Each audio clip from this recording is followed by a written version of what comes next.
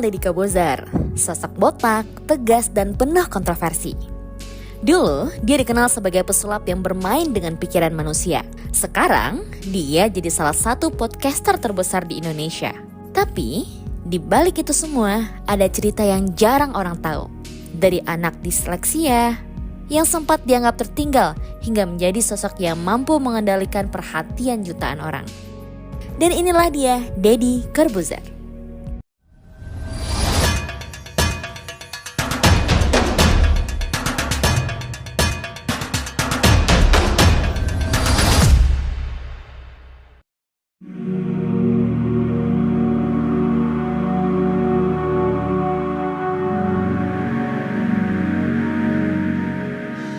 Deodatus Andreas Deddy Cahyadi Sunjoyo alias Deddy Corbuzier lahir di Jakarta pada 28 Desember 1976.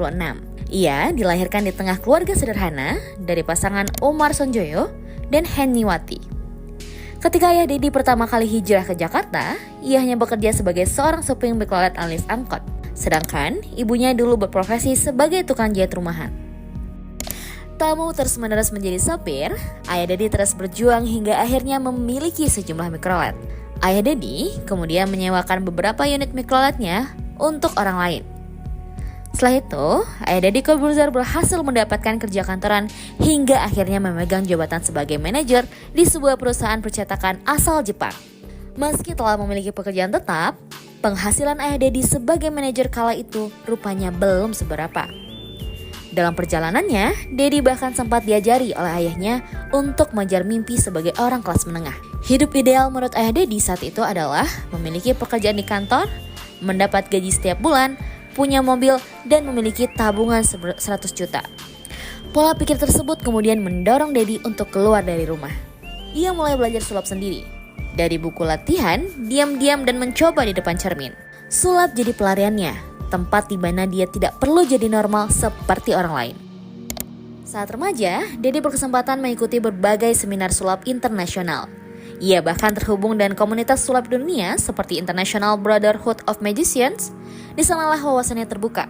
Sulap bukan sekedar trik, tapi seni membaca manusia, psikologi, dan cara mempengaruhi pikiran. Dari situ, kepercayaan dirinya tumbuh semakin kuat.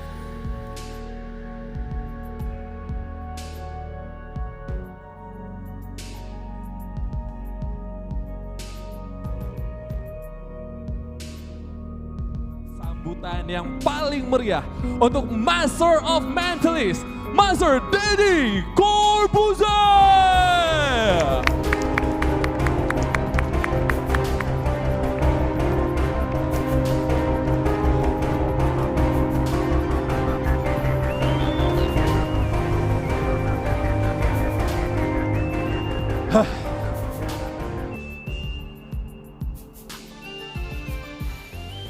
Setelah bertahun-tahun berlatih, Deddy akhirnya sampai di satu titik penting dalam hidupnya.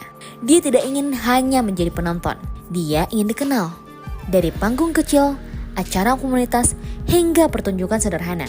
Deddy terus mengasah kemampuannya, tapi dia sadar satu hal, kalau dia ingin besar, dia harus masuk ke dunia yang bisa dilihat semua orang, yaitu televisi.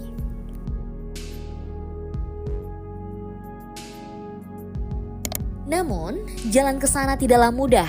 Industri hiburan saat itu sudah dipenuhi oleh pesulap-pesulap hebat. Nama-nama besar sudah lebih dahulu menguasai layar kaca. Dan kebanyakan dari mereka membawakan sulap dan gaya yang sama. Ceria, penuh warna, dan menghibur.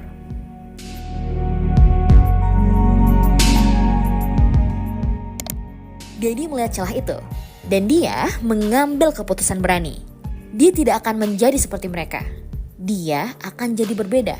Deddy memilih jalan sebagai mentalis, sebuah cabang sulap yang jauh lebih dalam.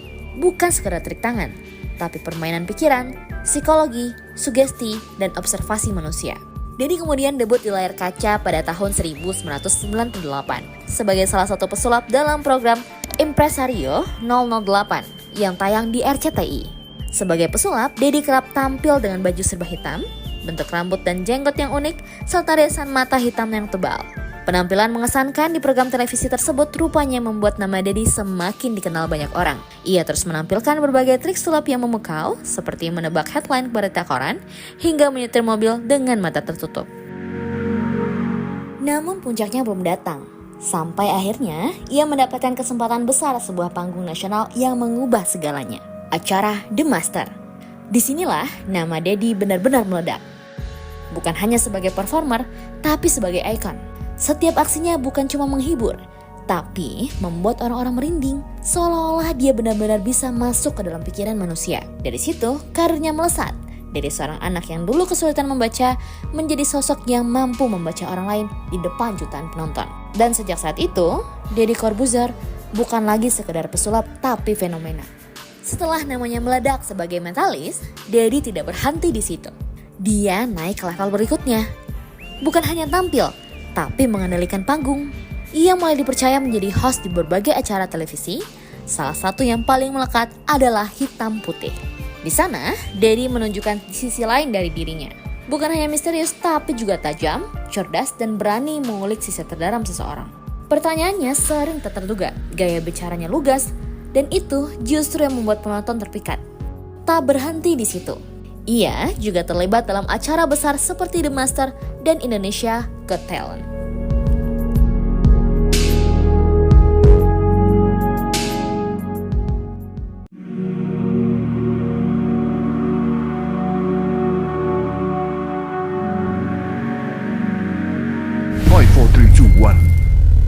And close the door.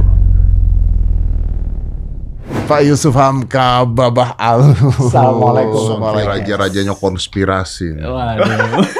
Udah raja. Berawal dari kebodohan gue. Apa yang mana? Yang lu di mana gue ngepost itu? Posting. Iya, makanya. Lah gue juga bingung kan lu posting tuh. Di saat karir televisinya berada di puncak, Deddy Corbuzier justru mengambil keputusan yang tidak masuk akal bagi banyak orang. Dia mundur dari dunia yang sudah membesarkan namanya. Bukan karena gagal, tapi karena dia melihat sesuatu yang orang lain belum lihat, yaitu masa depan. Saat banyak orang yang masih bergantung pada televisi, Deddy mulai melirik dunia digital, yaitu YouTube. Dan di sanalah ia memulai sesuatu yang awalnya sederhana. Lewat channel Deddy Corbuzier, ia meluncurkan program Close the Door Podcast. Di awal, tidak semua orang langsung tertarik. Konsepnya berbeda, tidak banyak gimmick, tidak ada skrip berlebihan. Hanya percakapan yang jujur, tajam, dan kadang kontroversial. Deddy membawa gaya khasnya dari TV, langsung, to the point, tanpa basa-basi. Dan justru itu yang membuatnya meledak, satu persatu episode viral. Menghadirkan tamu-tamu besar, dari artis pengusaha hingga tokoh publik yang jarang berbicara terbuka. Podcast ini menjadi tempat di mana orang bisa melihat sisi asli seseorang, tanpa filter dan tanpa topan. Dalam waktu yang tidak lama, channelnya tumbuh pesat. Jutaan subscriber, ratusan juta views. Dan yang paling penting pengaruhnya, banyak YouTuber mulai mengikuti jejaknya. Format podcast mulai menjamur. Semua orang ingin konten serupa. Tapi satu hal yang tidak bisa ditiru adalah karakter. Deddy bukan sekedar membuat podcast. Dia menciptakan standar baru. Mengubah cara Indonesia menikmati konten dari sekedar hiburan menjadi percakapan yang punya makna. Dan sejak saat itu, podcast bukan lagi tren, tapi kebutuhan. Nama Deddy Corbuzier menjadi salah satu kiblatnya. Dan itulah kisah perjuangan Deddy Corbuzier. Bukan tentang seseorang yang selalu di depan, tapi tentang seseorang yang tak pernah tertinggal dan tidak memilih untuk menyerah. Dari keterbatasan menjadi kekuatan, dari keraguan menjadi kepercayaan diri. Dan dari seorang anak yang dianggap biasa menjadi sosok yang luar biasa.